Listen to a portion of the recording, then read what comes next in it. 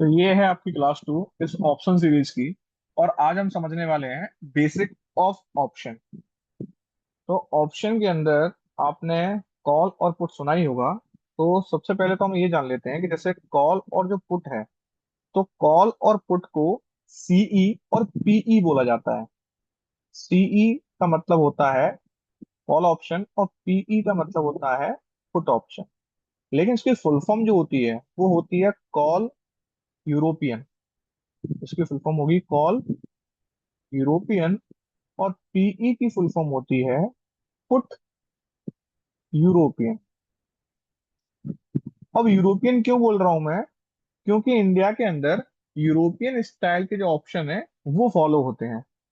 और पूरे वर्ल्ड में जो है वो दो तरीके के ऑप्शन होते हैं। एक होते हैं अमेरिकन स्टाइल के ऑप्शन और एक होते हैं यूरोपियन स्टाइल के ऑप्शन।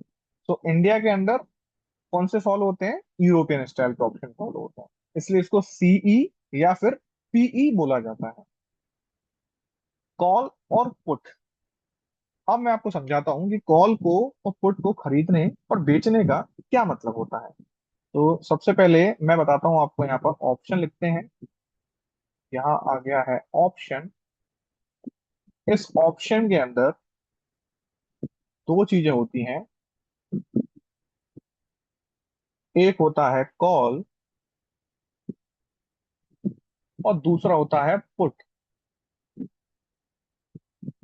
कॉल को बाई किया जाता है और सेल किया जाता है। ऐसे ही पुट को भी बाय और सेल किया जाता है। तो कॉल को मतलब सीई को बाय करने का जो मतलब होता है वो होता है पॉजिटिव। वैसे ही पीई को, ठीक है, पीई को सेल करने का मतलब होता है पॉजिटिव। कॉल को सेल करने का मतलब होता है नेगेटिव। और पीई को बाय करने का मतलब होता है नेगेटिव। ये बिल्कुल बेसिक है, जो बिल्कुल आपको आनी चाहिए सभी लोगों को। अब होता क्या है कि हम लोगों ने पहले कॉल खरीदा होता है और पुट खरीदा होता है। तो कॉल खरीदा होता है और पुट खरीदा होता है। तो हमें दो ही चीजें पता होती हैं। जैसे ही हम लोग सेलिंग पे आते हैं तो सेलिंग में थोड़े से हम कंफ्यूज हो जाते हैं कि सेल करने का मतलब क्या है। मतलब मैं तो पुट खरीद के मैं तो नेगेटिव सोच रहा हूँ। तो हम लोगों ने क्योंकि दो ही सिर्फ ऑप्शन में बाइंग ही करी है, तो इस वजह से कंफ्यूजन होना लाजमी। तो हम ऐसा कह सकते हैं कि कॉल को खरीदने और पुट को बेचने का मतलब सेम होता है। और कॉल को बेचने और पुट को खरीदने का मतलब सेम होता है। ठीक है, फिर से रिपीट कर देता हूँ। कॉल को खरीदने का और पुट को बेचने का सेम मतलब, और कॉल को बेचने का और पुट को खरीदने का मतलब बिल्कुल सेम होता है। तो ये जो चार्ट मैंने अभी आपके सामने बनाया है, ये चार्ट आपको याद होना चाहिए, क्योंकि इसी चार्ट के बेसिस पर आप आगे की जो चीजें हैं वो आप समझ पाओगे। सो ऑप्शन के अंदर तो दो चीज और दो के अंदर फिर से दो दो। ठीक है, लेकिन फ्यूचर इतना कंफ्यूजिंग नहीं। अगर हम फ्यूचर्स की बात करेंगे, फ्यूचर्स की बात करेंगे, तो जो फ्यूचर्स होते हैं, फ्यूचर में इतनी चीजें नहीं होती। फ्यूचर में सिंपल दो ही चीजें होती हैं। और इन दो में से पहला होता है लॉन्ग करना। लॉन्ग का मतलब होता है बाय करना। फ्यूचर को बाय करने का मतलब होता है लॉन्ग करना। मतलब वहां पर जो है वो व्यू आपका पॉजिटिव है या ट्रेडर का व्यू पॉजिटिव है। और दूसरा मतलब होता है शॉर्ट करना, या हम कह सकते हैं सेल करना। इसका मतलब होता है नेगेटिव। सो फ्यूचर में लॉन्ग होता है और शॉर्ट होता है। वहीं अगर मैं ऑप्शन की टर्मिनोलॉजी में दो चीजें देखूं, तो ऑप्शंस के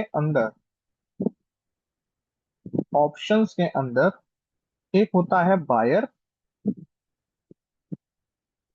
और सेलर। वो हर जगह होता है। लेकिन ऑप्शन की लैंग्वेज में बायर को होल्डर बोला जाता है और सेलर को बोला जाता है राइटर। ठीक है। सो बायर का मतलब होल्डर होता है ऑप्शन में, और सेलर का मतलब होता है राइटर। राइटर इसलिए क्योंकि यही वो लोग होते हैं जो एक्चुअल में ऑप्शन को राइट करके मार्केट को चला रहे होते हैं। दूसरी चीज, ये बिल्कुल बेसिक चल रहा है। जो ऑप्शन बाइंग है, ऑप्शन जो बाइंग होती है और जो ऑप्शन सेलिंग होती है, ऑप्शन सेलिंग। तो ऑप्शन बाइंग की अगर मैं बात करूंगा तो ये चीप होती है। ठीक है, चीप होती है। आई मीन कि ये सस्ती होती है। वहीं अगर मैं बात करूं ऑप्शन सेलिंग की, तो ऑप्शन सेलिंग जो है वो एक्सपेंसिव होता है, मतलब महंगा होता है।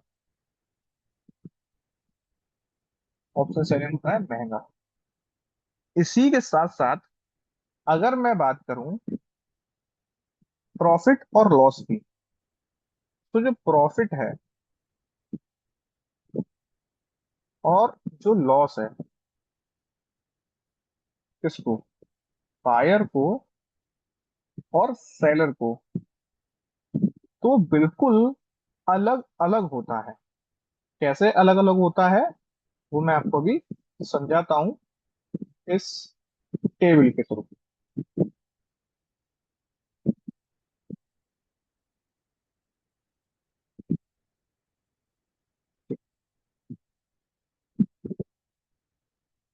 तो प्रॉफिट की अगर हम बात करेंगे वो भी बायर के लिए, तो प्रॉफिट जो है वो इसके लिए रहता है अनलिमिटेड,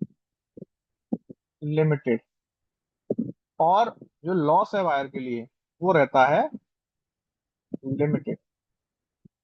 सेलर के लिए जो प्रॉफिट है वो लिमिटेड रहता है और लॉस अनलिमिटेड रहता है। अब ऐसा क्यों होता है वो हम समझते हैं। जैसा कि हमने ऑलरेडी एक चीज डिस्कस कर ली है कि ऑप्शन बाइंग चीप और सेलिंग एक्सपेंसिव होती है, तो एक तो यही रीजन है। दूसरा रीजन आपको समझाता हूँ कि ऑप्शन ट्रेड जब आप करते हो तो ऑप्शन ट्रेडिंग के अंदर जो पे ऑफ है, पे ऑफ का मतलब जो पेमेंट, ठीक है, पे ऑफ, पे ऑफ का जो मीडियम है वो होता है नॉन लीनियर। नॉन लीनियर का मतलब क्या है? नॉन लीनियर का मतलब होता है अनइक्वल, असमान। ठीक है, एक तरीके से हम क्या कह सकते हैं इसको, असमान, अनइक्वल। तो जो बायर है और जो सेलर है उन दोनों के लिए अलग अलग है। क्या अलग अलग है? पे ऑफ। मतलब बायर तो क्या करता है हमेशा, जो प्रीमियम है, जो प्रीमियम है उसको पे करता है, और सेलर क्या करता है, तो प्रीमियम को रिसीव करता है। सपोज कीजिए कि आपकी एक शॉप है और आपने उस शॉप पर कोई एक सामान बेचा। सपोज कर लेते हैं कि आपने एक शर्ट है, आपकी गारमेंट्स की शॉप है, आपने गारमेंट्स की शॉप पे एक शर्ट आपने बेचा, 1000 रुपीज में बेचा किसी। अब हो सकता है कि जिसने वो 1000 रुपीज में लिया हुआ है वो आगे जाके 2000 रुपीज में भी बेच सकता है, 3000 में भी बेच सकता है, और हो सकता है कि उसे 500 में भी कोई ना ले। तो चांसेस हैं कि वो आपसे ज्यादा में भी बेच सकता है। लेकिन क्योंकि आपने उसको 1000 रुपए में ही वो शर्ट सेल की है, तो मैक्सिमम जो प्रॉफिट है आपका वो 1000 रुपीज से ज्यादा नहीं हो सकता है।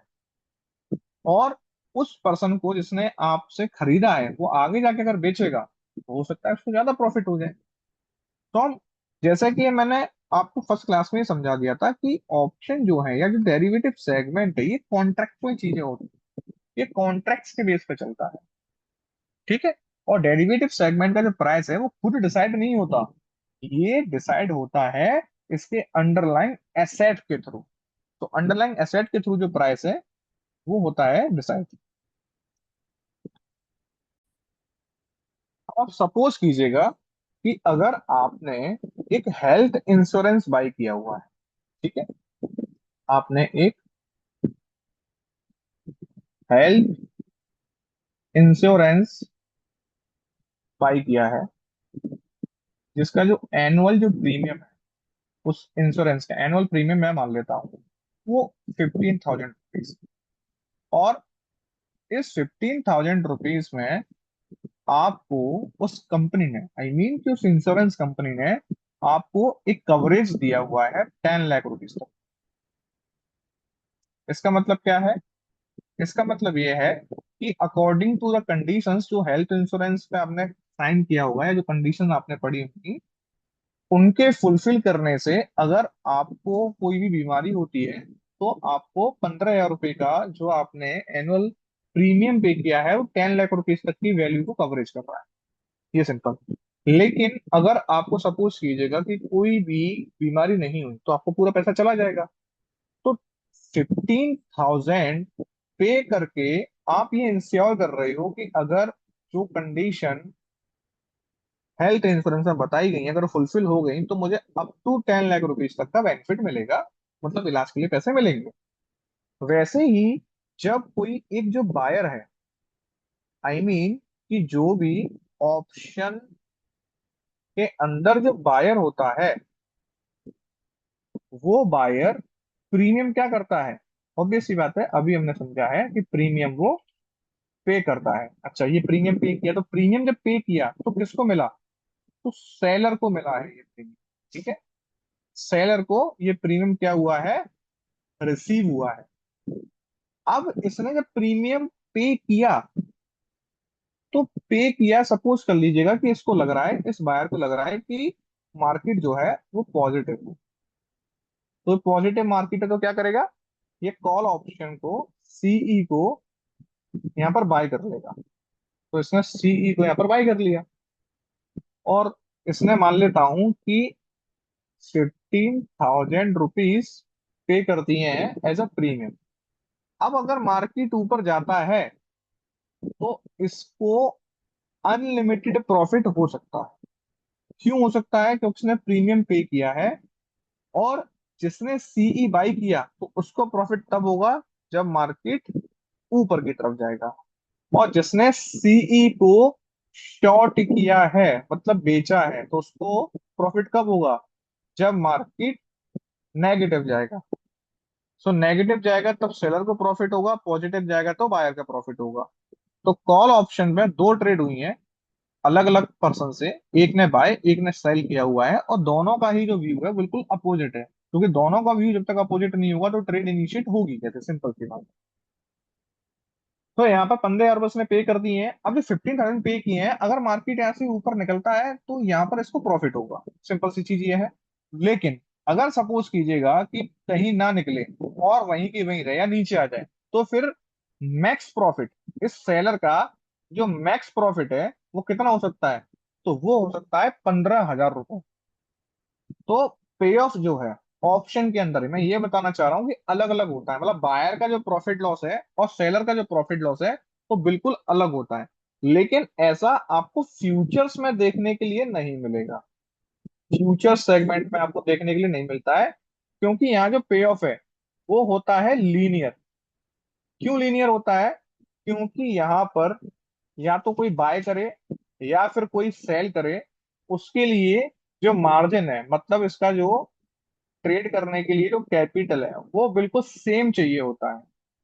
लेकिन ऑप्शन की अगर मैं बात करूं तो ऑप्शन के अंदर जो सेलिंग है वो होती है एक्सपेंसिव, और जो बाइंग है वो होती है चीप, जैसा कि हम लोगों ने ऑलरेडी बता दिया। तो इसका मतलब ये है कि ऑप्शन के अंदर पे ऑफ इसलिए सेम नहीं है क्योंकि यहाँ पर जो पे आउट है, आई मीन जो पेमेंट है, जो मार्जिन है, वो अलग अलग कलेक्ट किया जा रहा है दोनों से, और फ्यूचर्स के अंदर सेम किया जा रहा है, इसलिए वहां पर पे ऑफ सेम है। ठीक है। तो आज हमने समझा है कि बायर को होल्डर, सेलर को राइटर कहते हैं। साथ ही साथ हमने समझा है बेसिक ऑफ ऑप्शन और सीईपीई, मतलब कि यूरोपियन स्टाइल के ऑप्शन होते हैं, इसके अलावा अमेरिकन भी होते हैं लेकिन वो फॉलो इंडिया में नहीं होते हैं। ठीक है। और पे ऑफ जो है वो नॉन लीनियर होता है ऑप्शन के लिए, लीनियर होता है फ्यूचर्स के लिए। दूसरी चीज ये कि सेटलमेंट जो है, ठीक है, जो सेटलमेंट है वो कैसे होता है। तो सेटलमेंट की अगर मैं बात करूं इंडेक्स के लिए, तो ऑब्वियस इंडेक्स के लिए कैश सेटलमेंट होता है। कैश सेटलमेंट, कैश सेटलमेंट से क्या मतलब है मेरा कहने का, कि जो भी आप इंडेक्स में ट्रेड करोगे, उस इंडेक्स में आपका जो पे आउट है वो कैश टू कैश होगा। लेकिन अगर मैं बात करूं स्टॉक्स की, तो स्टॉक में फिजिकल होता है। फिजिकल कहने का मतलब है कि अगर किसी स्टॉक में आपने ट्रेड किया है, तो वहां पर शेयर को या तो आपको देना पड़ सकता है या आपको लेना पड़ सकता है, क्योंकि यहाँ फिजिकल डिलीवरी होती है। हाँ, ज्यादातर जो है यहाँ पर आपको ऐसी चीज देखने को नहीं मिलेंगी, कुछ कंडीशंस होती हैं जो हम आगे आने वाली क्लासेस में मैं आपको समझा दूंगा कि किस तरीके से फिजिकल डिलीवरी और कैश सेटलमेंट होता है। क्योंकि अभी अगर मैं समझाऊंगा तो आपको वो सारी चीजें थोड़ी सी एडवांस है जो अभी तक मैंने डिलीवर नहीं की। ठीक है, तो फिलहाल हम इतना समझ लेते हैं कि सेटलमेंट जो है इंडेक्स में कैश होता है और स्टॉक्स के अंदर फिजिकल सेटलमेंट होता है। तो आज के लिए इतना ही। वेट कीजिए नेक्स्ट वीडियो का, वहां हम कुछ और ऐसा ही इंटरेस्टिंग सीखेंगे स्टॉक मार्केट में ऑप्शन ट्रेडिंग को लेकर। Thank you.